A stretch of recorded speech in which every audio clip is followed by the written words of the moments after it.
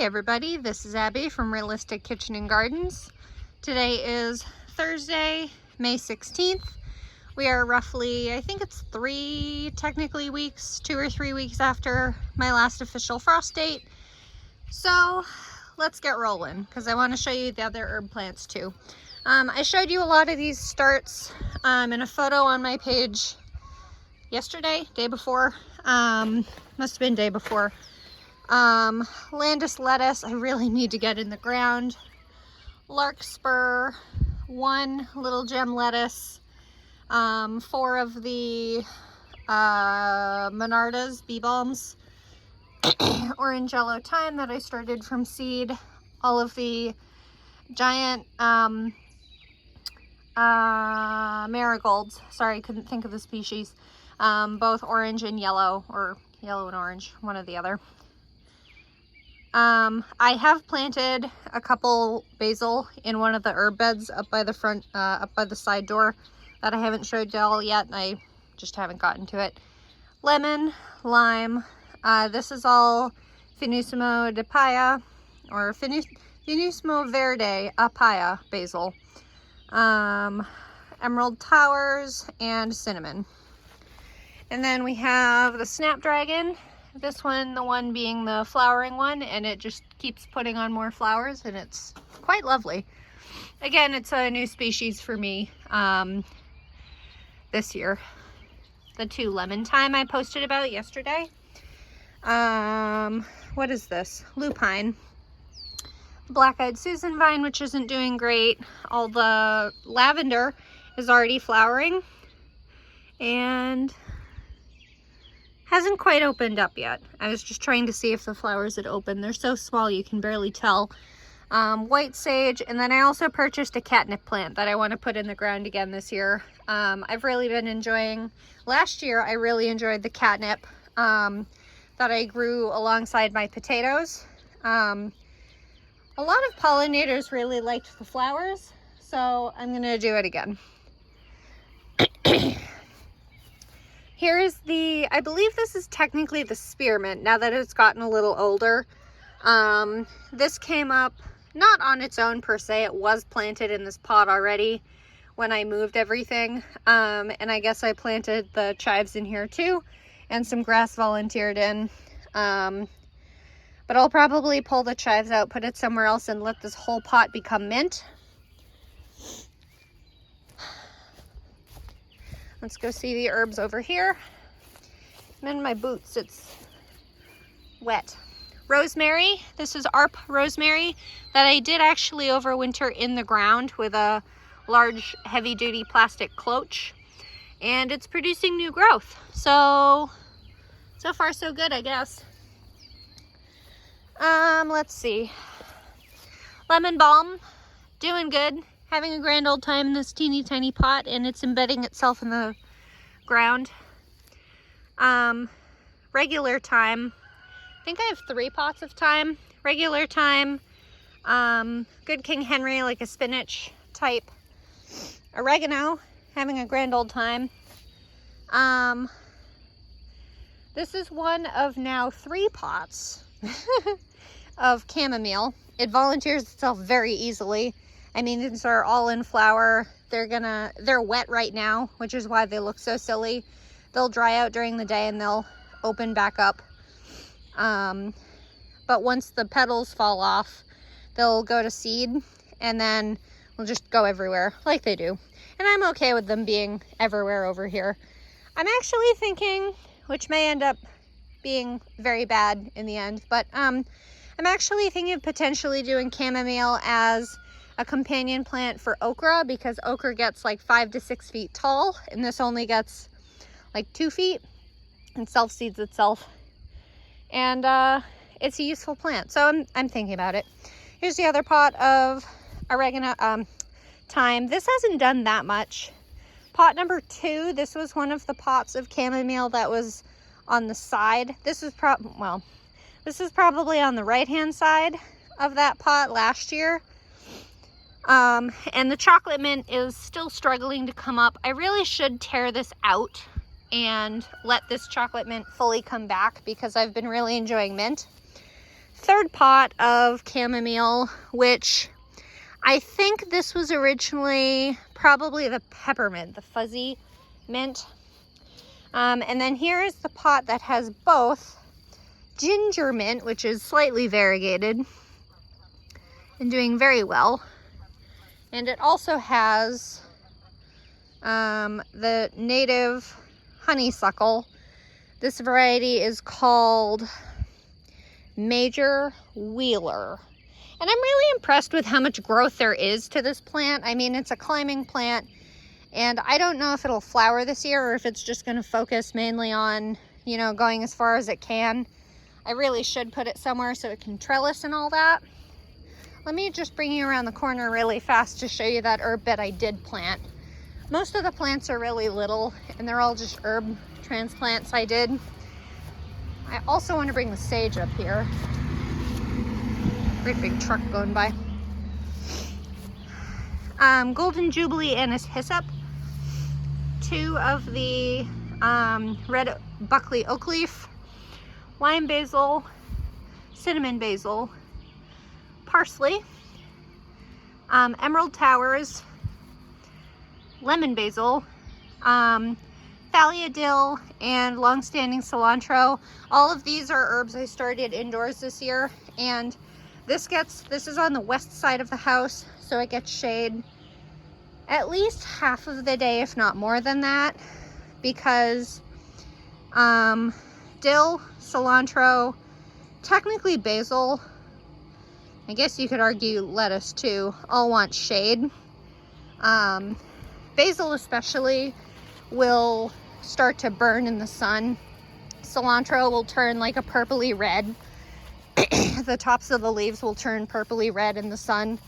And dill will just go to flower along with cilantro. Cilantro will go to flower too, but the main goal. Let me also, distractions all day. Let me also show you, look at these raspberries. I'm so excited. This is just one plant, you guys. I'm so excited. There are so many flowers and so many baby fruits on this. I'm going to try a trick I saw on one of my fellow gardening homesteading pages this year. She's out of Oregon, but she got they're kind of like baby's hair ties. They're, you know, they're like a little stretchy hair tie, and then they have little balls on each end of them. And I got bright red ones, and I'm gonna pop a couple on each end of the canes so that they look like ripe berries. And when songbirds come to take my fruit, they bonk their beaks into a bead, basically, and they're gonna be like, oh, yuck, that's not edible. I guess I won't bother eating that. I would do the same thing with strawberries with painted rocks and probably ornaments and things, that kind of thing. Anyway, that's a tact I'm thinking about, but haven't gotten there. What am I seeing that's flowering? What is this? Oh, this looks like, oh, the radishes are flowering. Look at that. I don't think I've seen a radish that flowers pink. That's fun. God, I need to dig this out then, PDQ, so I don't get radishes all over the lawn. I'll go back to that at the end, but it's the groundhog tiller radish. I didn't think their season was that short. I mean, it's been hot, but wow, I'm surprised. So this is going to be a fun garden tour because I transplanted like everything 2 days ago. But let's take a quick look at the onions in row B. Getting big, and the garlic. I will say that we got a good amount of rain. We got a solid inch of rain 2 nights ago, which is more than I wanted, but it worked out good. One day I'll have a list in my hand for when I come down to this garden with you guys on video so that I can actually describe to you what this is. This is Escape coming up here. I think a lot of these are getting ready to scape out, flower, put their flower stalks up. which seems like 'tis the season, at least for my little weird microclimate here. I'm pretty sure this is Ivan, which is one of the varieties I got, and it coincidentally ends up being a variety that has 4 to 6 cloves of garlic, which is what I want for next year. But these scapes are like almost fully developed out, and some of these are really good sized. I'm so excited. Almost all of these varieties of garlic are new to me this year. The only variety that isn't new, ooh, look at this one. This one's fully done. The whole double curl and pointing back up. The only variety that isn't new to me this year is Adonai, which is this end one. And they even have a few yellow tips. Look at all these fun curlies. Don't mind the grass. I don't have time to pull grass out between garlics. There's actually 2 in this one, which I probably should have separated when I first saw them. Where are all the scapes? I know Adonai had a bunch of scapes. There's a nice one. Lovely. So excited. Goddamn yarrow. Get out of here.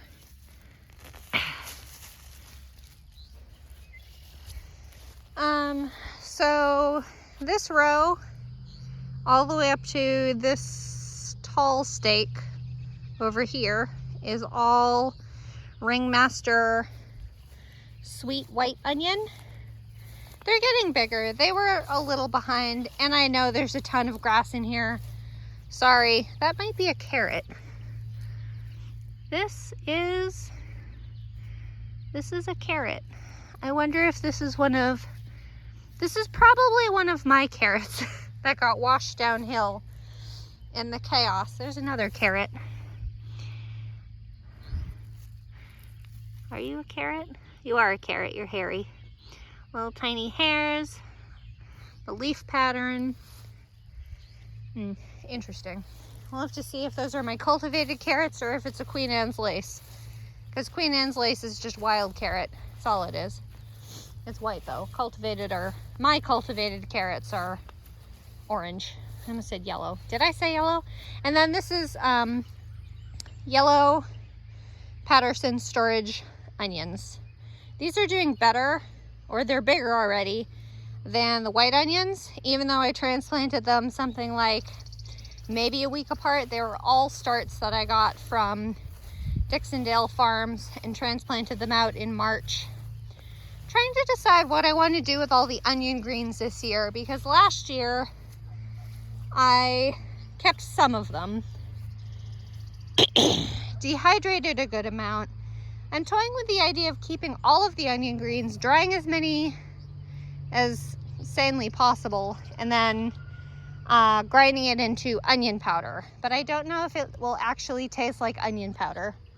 Anyway, this is row C with all the beans and peas. So these are the chickpeas that I planted.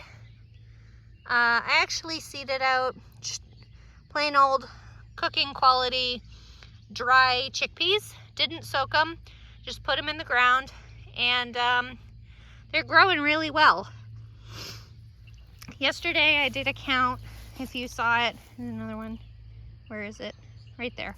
I can see it for me, but I don't know if you can see them. They're small.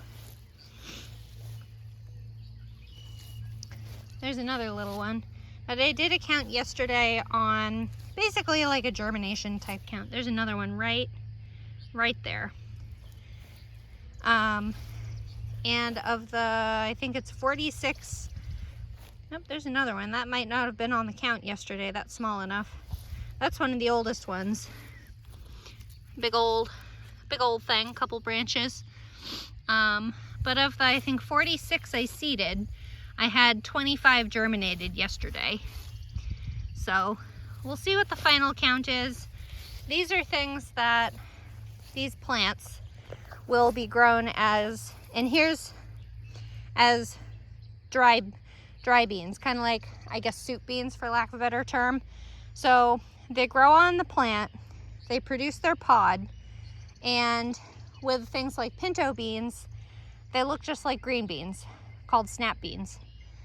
You can either harvest them then as snap beans, or you let them stay on the plant and dry out completely. This is how you save seed to grow the same plant again next year, or harvest for dry soup beans. So chickpeas, and then I'm also gonna do, so there's chickpeas go this way. I'm also thinking of doing either pinto beans or black beans, something like that, on the front half of this row. I need to mow again. It's been a week. But on the, so this is the north side. So once these get a few inches tall, I may plant another row of, again, either black beans or pinto beans. I haven't really quite decided yet. But those are actually seed quality seeds that I got. And then I'm trying to find my first Veller bush bean. This is technically one, but the top of it got chopped off. Whether that was me or whether that was some obnoxious animal, I don't know. But I think the very first one is right here. Here's Veller bush bean. Beans in general, green beans in general, are really, really satisfying to grow because they grow so darn fast. Bush beans, and I guess pole beans too, but pole beans I don't think are quite as satisfying because they take a bit longer to get to their actual thing. These bush beans will be purple potted. I grew like a little test crop of them last year, and I really liked the quality of the pod and the taste of them, and they were hardy plants. The leaves are almost really small for the size of the plant, which was kind of nice because you don't have to dig through. There's a late one. That one doesn't even have any leaves on it. This one's a little behind too. But like you don't, I forget what I was saying, I got distracted. Anyway, moving on. Same idea though with those Veller bush beans. I will plant on the south side of them later in the season. Not quite as early as this, as the chickpeas, because chickpeas have a very long grow season. I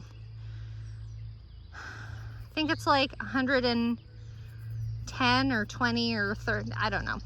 It's a long time though. But the Veller bush beans will be just for green beans, so it's not nearly as long. I think Veller bush bean is labeled as like 55 or 65 day long seed to harvest. Swiss chard, growing along happily, unconcerned with life. Red, orange, yellow, pink, orange, red. Going up this row backwards, the brassicas, cauliflower, clementine cauliflower. Haven't seen any heads yet. We'll see how this does. This was the shortest day length variety I got of the 3 different cauliflowers. So we'll see how it goes. I may have to look at an even shorter season one for next year, but we'll see. They're doing pretty good. That's just some slug damage, some of the leaves. And then on to blue ribbon broccoli. This is supposed to be also a very short season one, but these haven't put any heads out yet either. These are supposed to be absolutely massive plants. They require 3-foot spacing, so we'll see how it does. My purple moon kale, looking excellent. Almost getting too tall. I really need to harvest some of it. Pixie cabbage, the youngest cabbage of them. This I believe is Omero. Yep, this is Omero red cabbage. This is, I believe, tender sweet green cabbage, the one that's supposed to be short and flat. I'm trying to see the tag. Yeah, tender sweet, which is supposed to be short and flat. Easier to slice was my thought. This is Primero red cabbage. Can't really see that one very well. You know, as usual, we got to do. You can actually see the slug snail tracks on, I don't know if it's the outside or inside, but it can stay wherever it is. That's one thing I cannot handle touching. And then this is Varroa green cabbage. I haven't really seen, Varroa might be heading up a little bit. This one might be heading up just a little bit. And then Golden Beauty Chinese cabbage. Tomatoes and peppers. This is gonna be a long video, I'm sorry. I didn't really mean it to be this long, but I'm not surprised. Determinate, Roma. These are all buried deep. So you remember how tall these guys were on the plant rack. So I buried all of these probably at least 8 inches, if not a foot, because tomatoes are one of those plants that if you bury the root, if you bury the stem, it will actually produce roots all along it. I think they technically can be referred to as aerial roots, but I don't know what they're actually called. Anyway, determinate Roma on the western edge so they can get the end of the day light. These usually grow to their max size, flower all at once and fruit all at once. So these are supposedly the best canning tomato.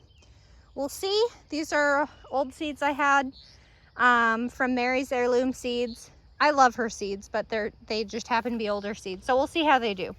These are 2 indeterminate varieties. Cordoue, which is supposed to be kind of like a purse, if I remember correctly, because I keep confusing the two with Hungarian Heart. Indeterminate, so they will keep getting bigger, branching, producing flowers, keep getting bigger and bigger. And they'll just continuously fruit throughout the season. This one is supposed to produce like purse shaped, like wide at the bottom and then pinched at the top, almost like a pear shape, I guess. And the fruit is supposed to be something like half a pound each. We'll see. My one Bartelli cherry. This cherry tomato is supposed to produce huge, long, like 10, 12, 14 little cherry tomatoes per bunch. We'll see how that does. Those seeds were expensive and there weren't many seeds in the packet, so we'll see how it does. And then Hungarian Heart is an ox heart type tomato that, if you know the actual anatomical shape of a heart, it's wider at the top and then more pointed at the bottom in comparison. And it's just a large, almost like an oval shape, but not really. And these fruits are supposed to be easily a pound each. They're also indeterminate, so we'll see how they do. These are both brand new varieties to me. We'll see. On to peppers. 2 sweet banana. I'm a little surprised these guys don't have flowers on them yet, but Full Moon in Vesuvius does. Full Moon in Vesuvius is a Thai chili that I started very early. 3-8, already has some flowers on it. It's kind of a young plant, so we'll see how it does with fruits or flowers and fruits. My one early jalapeno, I think that's supposed to be like 55-day harvest also. I assume from transplant though, because that was also seeded 3-8. Then I have 9 Gold Calendar, which are bell peppers that will start green and then ripen to yellow. One of them was very small. One of them looked almost cat face, like it had like they were all curly and double lobed and stuff. So I pulled that one out, and that one happened to be like an extra little thing growing in one of the other Gold Calendar, so I decided I'll give it a chance. This is also a Gold Calendar. I haven't been counting. There's another little one. And then Calendar. These were started the latest of all of them. They were started 4-5 because I originally started at the same time as I originally started all my peppers on 3-8, but I originally started King of the North, which ripens red, which is what this Cal Wonder does. Again, it's just a bell pepper that ripens to red when fully ripened. But the King of the North never really sprouted or anything. So those were last minute, and I'm actually impressed with how quickly they caught up. They didn't have quite, so like of the two, wherever it starts, I think it's there. Of the two, the plants are roughly the same size, but Gold Cal Wonder had a much more established root system compared to Cal Wonder, which was from 4-8. So you could probably start peppers as late as like mid-March if you have a similar frost date as me, and still have a decent root system. So like these, the Cal Wonder didn't really hold the soil in the pot as much, in the 3-inch pot as much. None of the peppers were pot bound per se, root bound in the pot, but like the soil just crumbled beneath it, and they could have used more time, but they had to go out. They'd do better out than they would in a pot. Sangra, short season potato. We mounded these up recently because the way potatoes grow is as the greens come up, they obviously have stems and more tubers. Like this is a good example. This is the first of the Vivaldi. So these should be mounded up, but I just don't have the soil for them. So as the potato the greens get taller and you pile the soil up, they'll produce more, like, I have no idea what they're called, but like little nodes or whatever where the tubers can come off of. So the biggest and oldest tubers will be the deepest, and the youngest and smallest will be closest to the top of the foliage. I mean, I could probably cover all these completely again. It would extend the season and how long it would take for them to grow. But I would probably get the most potatoes that way. Last year I had a really good time with the deep dug method. So they were all buried at least 8 inches deep. Anyway, got to get y'all off this one day. It's already almost at half an hour. So mid-season gold potato Vivaldi, and mid-season russet potato caribou russet. These haven't changed. These guys, well, they're getting bigger. I mean, these guys are already huge. This is actually getting ready to produce a flower. Potatoes do flower, and you can technically reproduce them from seeds, but why? Why bother? I'm going to cover all this with either a ground covering flower or black plastic sheeting or something like that, because these are my Rio Grande Verde tomatillos, which is in the ground cherry family. And tomatillos, and you may want potassium. You're dumping all your flowers on the ground. Or did you leave your little thing on there? Do you have any fruit? Probably not. We'll see how you do. You only got transplanted 2 days ago. Anyway, in the ground cherry family, they, similar to tomatoes in a way, they will drop their fruit at the end of the season if they're not. If the fruit isn't harvested, they'll drop their fruit on the ground and it'll rot and reseed, and they'll go literally everywhere. They're very prolific as a plant, so not great. Okay, brilliant celeriac, I only have 4, which I'm kind of bummed about. They just didn't germinate well this year, or I didn't take care of them very well, one or the other. We didn't use that many last year, so I'm not super bummed. We'll see how it improves this year. And interplanted as a companion are the sweet peas, which seemed to appreciate the rain. Though I know with the grass it's hard to appreciate them. But there's 4 celeriacs. This is grown as more of a root crop than a stalk crop, but it obviously produces the stalks too. I'm kind of surprised my sweet peas haven't flowered yet, but this is a first plant for me too, so just one of those I don't know what to expect kind of thing. This is supposed to be Utah tall celery, but these stalks are very pink, so I just got an accidental pink seed in there. This is actually Utah tall celery. This is a stalk type celery, and we'll see how they do. This is the first year for me growing stalk celery, so there's that. I'm gonna have to point to all of these. These are my carrots. On this side is Bolero, which is a Nantes type carrot, which is what I usually grow, long, thick roots. And then on that side is, I think it's Parisian. They're those really short little knobby type carrots. And they were like free seeds that I had at one point, and I just threw them in the ground. So there's one of the Parisians. Bolero did better than I expected. There's one here. There's two there that I should really thin. Bolero did really well. There's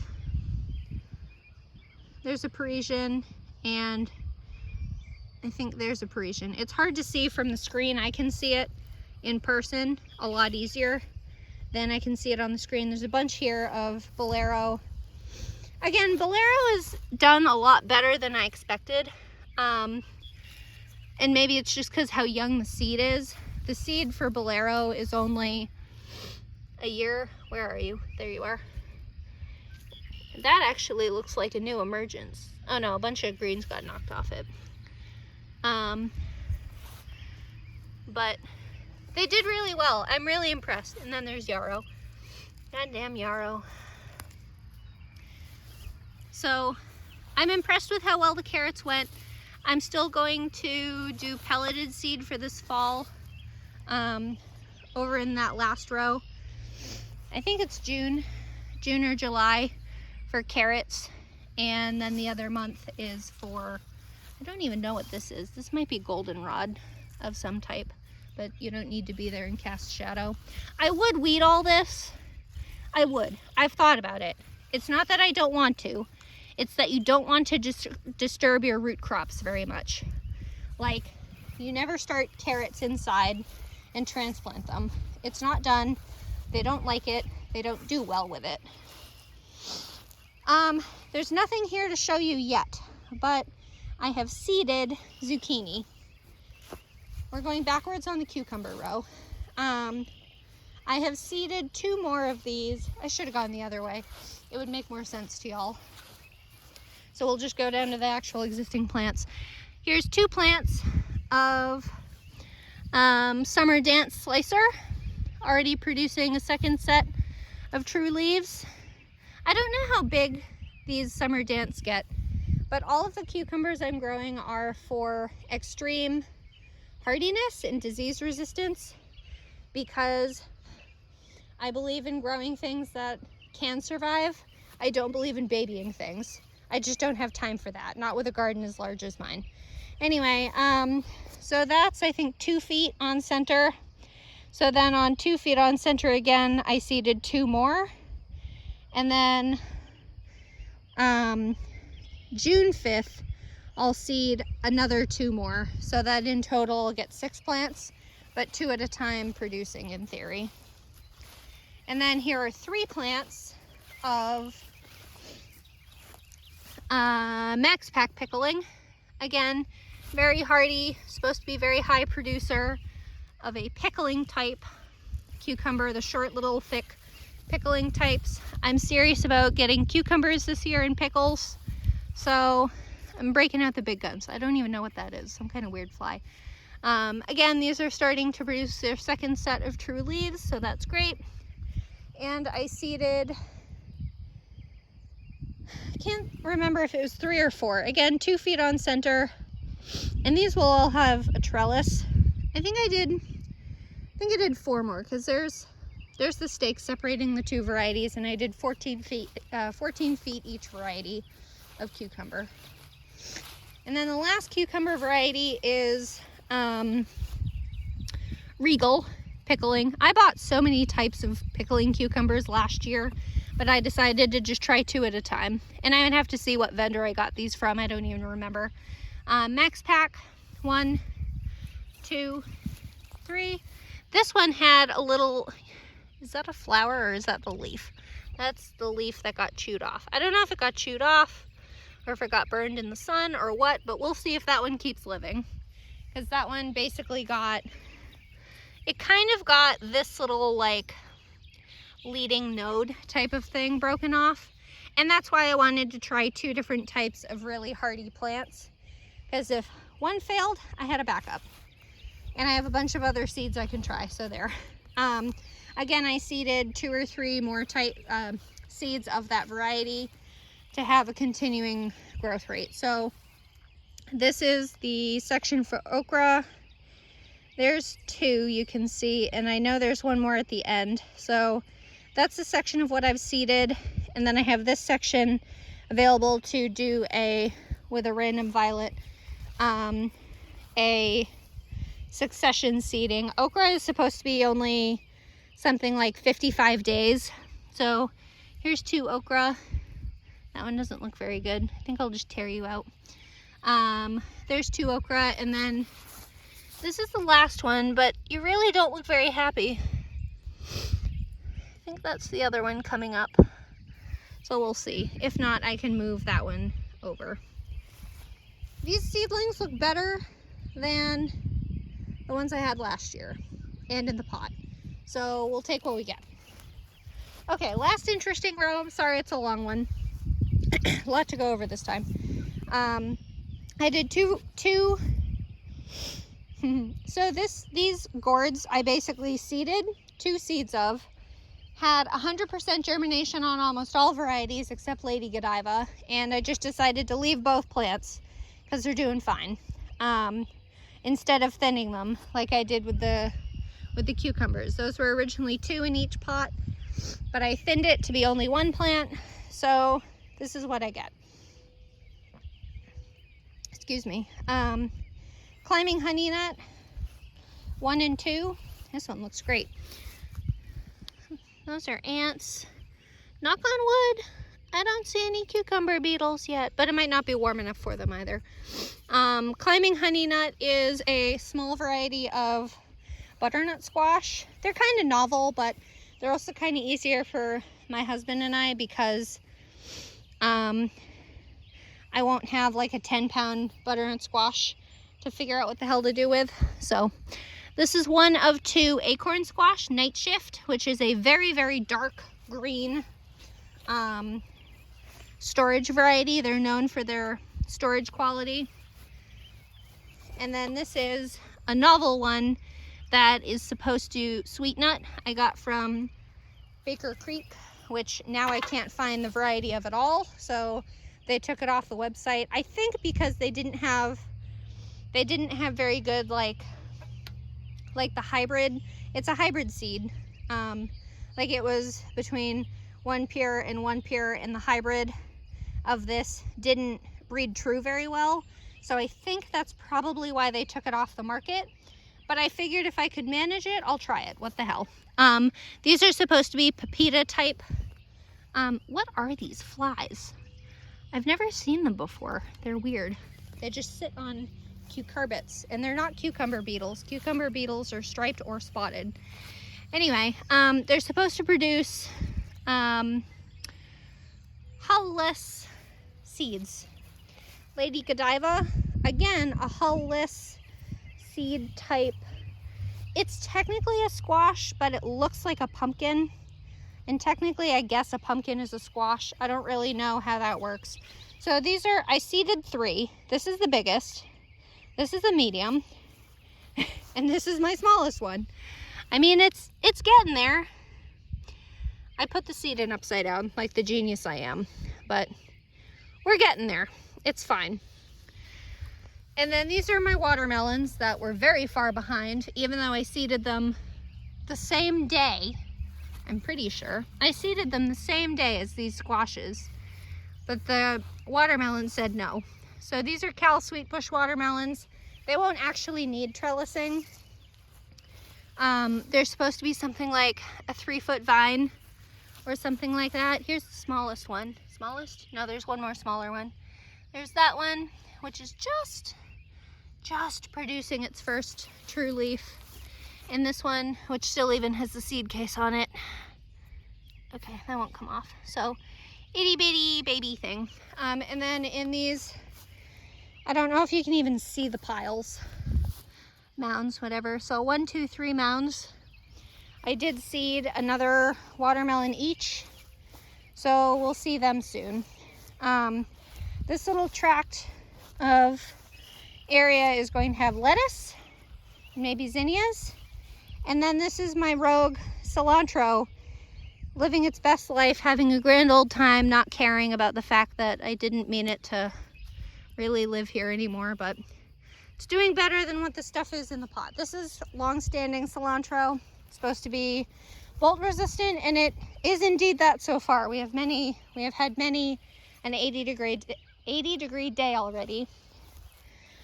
I'll show you this really quick. You guys have seen this before. Cover crop, groundhog tiller radish, which is what's flowering. This one isn't. Hairy vetch. Probably rye or oats, one or the other. And then field peas. They don't produce fruit. They may flower, but they don't produce pods to eat. This is grown just specifically to help break up the ground and add green manure, basically improving the ground, because it was open anyway. It would have grown grass, so at least with this it's beneficial. And then on this side, because I wasn't going to lean that far over, this is one of the few surviving tall telephone peas. These are supposed to get like 6 to 8 feet tall. This is supposed to be a shelling pea. We'll see how it does.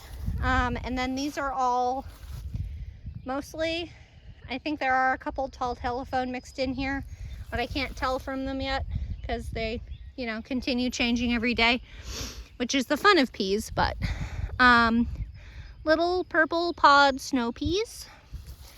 They just produce the flat little yummy pods.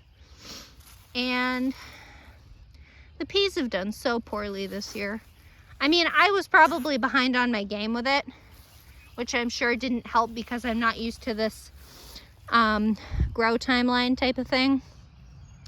Because, I mean, I'm not used to planting out this early. My last place, I used to plant out at something like end of May, and all my hot crops are in and ready to roll on, what is this, May 16th? So there's that. This is a tall telephone. That's a tall telephone. There's 2 more, 3 more, 3 more. Tall telephone. Tall telephone and tall telephone. So that's my garden. I'm sorry it was so long. There was a lot to go over today because everything's in now. God, it's already hot. It's only 9, quarter to 10. Anyway, and it's already 70, 60, whatever. Anyway, I hope you like this kind of stuff. If you do, please like, comment, and subscribe, and follow along on Realistic Kitchen and Gardens on Facebook. This season, this is really when things are going to start exploding. One of the most fun things to watch are the squashes and the cucumbers. You'll be able to tell they change daily. The size of the leaves you can see change daily. There's a catbird bouncing around. It's so fun. Tomatoes you can see change daily. It's so much fun. It's really satisfying, and my strange plant ladiness is hopefully it's somewhat contagious, because there's nothing better than bringing in your own homegrown cucumber and having it on a sandwich. It's great. Anyway, thanks. Bye.